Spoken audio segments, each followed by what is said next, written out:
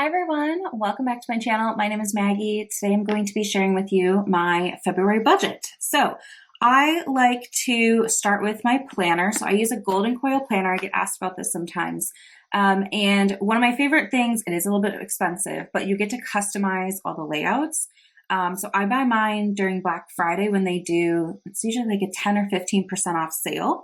But one of the customizations I do in here is I have a second monthly calendar. So I have one that has like my personal life and appointments and, stuff like that. And then I have a second monthly spread that's just for my finances so I can keep track of my bill due dates and sinking fund purchases and all that good stuff. So yeah, I really love that. This is my February spread. I know some people have beautiful stickers. I just use some markers. So it's not perfect, but still tried to decorate a little bit. So let's go ahead and talk through this. If you are new here, I budget monthly. It works best for me. I know some people have more success with like weekly or paycheck. I'm paid twice a month on the 15th and the last day of the month. But what I do is the two checks I received in January, so on January 12th and the 31st, I hold them in a checking account, and that is the money I use in February. So on the 1st of February, I have all the money I need for the month. And it just, for me, is a lot easier. I used to, at a previous job, be paid monthly, so it kind of forced me into that cycle, and now I just kind of keep up with it. So just wanted to kind of throw that out there. If you're new or you're unfamiliar with how I budget, I do a monthly budget. So on my spread here, I have my bills kind of in this purple, which it's starting to streak, so I might need a new highlighter. I've got my mortgage, my HOA dues due on the 1st. I've got my power. My natural gas bill has not come in yet, so I'll add it when I have it.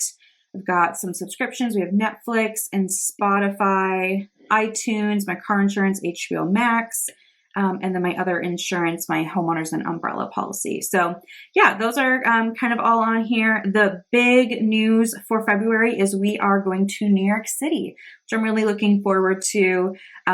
Work is bananas for me right now. So my fiance and I decided it would be really, really nice to have like a 4-day weekend, and we're going out to New York City. He travels for work quite a bit, so he'll actually be out there a little bit later, and I'll come home on Sunday, but he'll stay out there this next week for work. So it's nice that we can kind of hack his work a little bit, but I'm really looking forward to that trip. It was a little bit impromptu, but it should be good.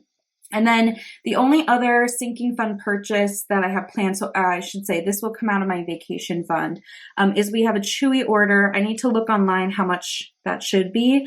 I use Chewy to order my cat's dry food, his wet food, and then also his litter. So yeah, those are the big things. I also have Valentine's Day marked here. And if you are new, I do monthly savings challenge videos. And one of the savings challenges I do is to save up a little bit of extra cash for holidays. So I have $50 saved for Valentine's Day, which will be really great. I can bring that to New York with us.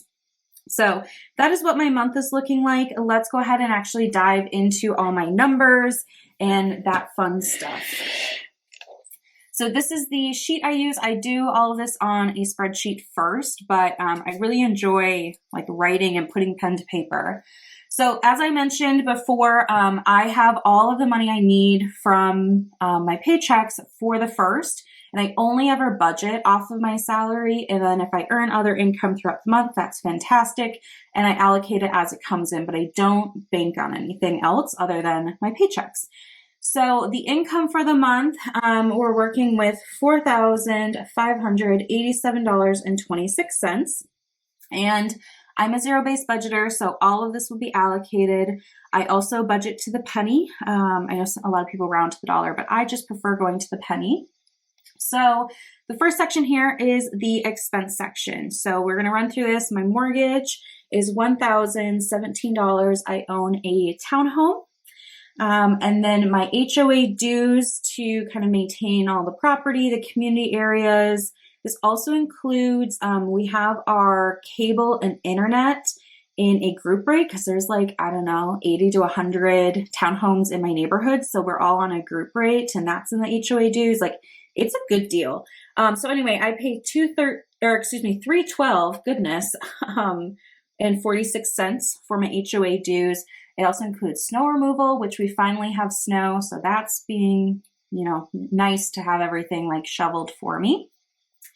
Okay, insurance is next. So I lumped together on my line items here, but this is my car insurance, my homeowner's insurance, and then also I have an umbrella policy for additional liability coverage. So this comes out to $213.45 each month. And then we have utilities, which is $70.67. This is actually from January. So I have a certain amount of money in my checking account for utilities. I let them all come out, and then I look at how much came out in January and refill in February. So 70.67 came out in January, so I'm refilling it so that I have the full amount in February. It just helps me because my natural gas bill doesn't get sent to me until the month starts. So I never was able to successfully budget. So it's kind of like being a month ahead on your utilities. Okay, phone $85.97. And then subscriptions is $44.05. So this is the iTunes, Netflix, HBO Max, and Spotify that we have going right now. Anyway, I kind of switched things up. Like HBO Max, we're only doing for 6 months. I had a promotional rate from Black Friday. But that's fine because that'll end up being done in May. And then it's nice out and we want to be outside anyway. So typically in the winter, we pick up one extra subscription just so we have more things to watch because it's so cold where we live. But yeah, that's not going to be long term. So anyway, let's move on. Groceries, budgeting $500. That's the normal amount I budget for the month. Gas, I'm budgeting $100. I probably won't need it all, but I'd rather have it. The other thing in February is, so I'm getting married this summer. My dress should be coming in February. So I'll have to drive down to the city. I live in northern Minnesota. So I'll have to drive down to the Minneapolis area to pick that up, but I don't exactly know when. So, yeah, I'll probably use more gas this month than other months just because I'm going to have to go down to the Twin Cities at some point. And then spending $500. So this is for my personal spending for eating out, buying any clothes, jewelry, like anything, entertainment, eating out, personal purchases, all comes from my spending budget. I know some people break it out. I just felt like I was always borrowing like money from my clothes category to my eating out category. So I just lumped it all into one for any personal spending. So the total for this expense section in purple is $2,843.60. So if I subtract that from my total income, I have $1,743.66 remaining. So the next section here is funds. So this is where I have my sinking funds and my savings goals and all of that I'm actively working towards. So if we run through this, annual, we'll be getting $215. This is for annual bills. So I don't have anything in February, but in March, I'll start like prepping my taxes and I'll have to pay in some taxes. And I also have a home warranty that I pay for. So that's due in March. So anyway, it's good to just have that build up throughout the year. So when I get hit in March and April with some big expenses, I've got it all saved up already. Next is Miko. Miko's my cat. So he gets $50. And this is for, his food, his litter, and then his annual vet visit, things like that. Next is incidental, which will get $50. This is kind of like my miscellaneous fund. So like, I don't know, random things that come up, or if I need to expense something, like we're reading this book at work. I don't know, but I had to buy it and then expense it back. So I use stuff like that for incidental. And then vacation. So this month I'm going to do $425. I already have $175 in my vacation fund. So this will bump it up to $600, which I can use for the New York trip. So our flights are already taken care of. We used miles. So it was like, I don't know, $12 in taxes. And then our hotel, I think we use points as well. I have to double check. I'm pretty sure we use points. So we'll just have to pay, I don't know, whatever the New York taxes and stuff are. So basically, it's mostly that $600 just for like eating out. And I think we might go to a museum or two and that kind of thing. So I think that should be enough, and I can always pull into my personal spending money, but I'm really looking forward to that, 4-day weekend kind of trip we have planned. Okay, beauty, we'll be getting $70. That's the normal amount. This is for like, hair care, skincare, makeup, nail polish, that kind of thing. Car, we'll be getting $30. I don't currently need anything for my car right now, so just kind of letting that build over time. Gifts will be getting $60. I don't have any gifts to give in February. My fiance and I don't really give gifts for Valentine's. We just try to spend time together. With his work and like traveling and stuff, it doesn't always work out, but this time we'll be able to go to New York, so that'll be fantastic. But we don't like give each other things. We just usually would like go out to dinner or like cook a nice meal at home, that kind of thing. Giving $30, and then health $50. So this is for like any, kind of over the counter things. I just had to buy a new heating pad because our other one stopped working. So just kind of like those things, supplements. Home will be getting $50. And then emergency fund, I put $20 towards it every month. I do have a fully funded emergency fund, but I put $20 in every month just to kind of keep up with the cost of living and just let it slowly build over time.